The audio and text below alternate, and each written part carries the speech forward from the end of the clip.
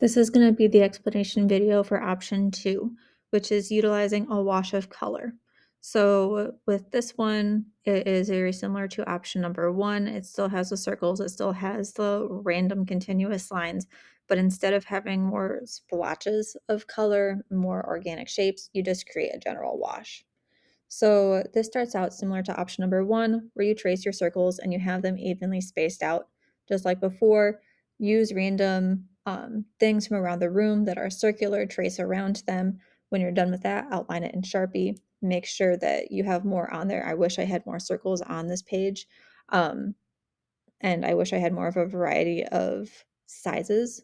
That's what I should have done to improve on this. You can always go back and add more later though, and I should have done that. Another thing you can do is you see it in here is you can have them overlapping. That would also be a good option for you to do. On this one, you aren't going to add watercolor yet. Instead, you're going to go over everything with Sharpie and add in those random lines. So just like with option 1, close your eyes, add random wavy lines throughout the page. Should be continuous, not jagged. You can see with this one that mine kind of mimics where my circles were, so I might not have had my eyes closed. Cheated a little bit, but you can always go back and do that if you feel like it needs a little bit more. You can see though that the lines fill up the space really well. There's no space really left untouched. And there's a lot of finer ones in there too. After this point, I want you to erase any pencil lines, and that's going to be very important with craftsmanship. That will make your project look very neat. So we don't want to see any pencil lines through it. It should just be Sharpie. Here's where you're going to add watercolor.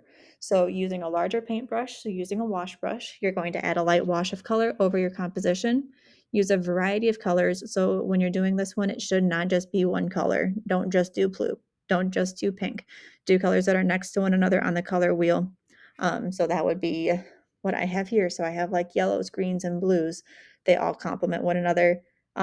Just a reminder here, if you use colors that are across from one another on the color wheel, your complementary colors, that would be your blue and orange, that would be yellow and purple, or that would be green and red, it'll turn brown. So if you use green and red, the areas where that overlap, it'll turn brown. Kind of gross. So use colors that will go very well with one another.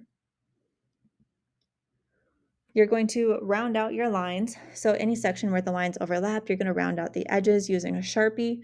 Use a normal Sharpie or a thin point Sharpie. That is up to you, and that's up to your own discretion. At this point, if you feel like your page is looking blank, you can always go back and add more lines, more circles, something like that. Then you're going to add details. So with this one, because you didn't have more random splotches like before, you're going to be adding more details and more patterns. So you see here, I have a bunch of different types of line. I have circles in there. One thing you can also do is look up like Zentangle patterns if you want to go that route. And this will help fill in the space a little bit more and fill in the spaces that are present in your composition. You can also use the alcohol markers to add more color. So I used alcohol markers of the same colors that I used in there. So they kind of matched one another well. So I chose to use like the blues and the greens to kind of pair well with that.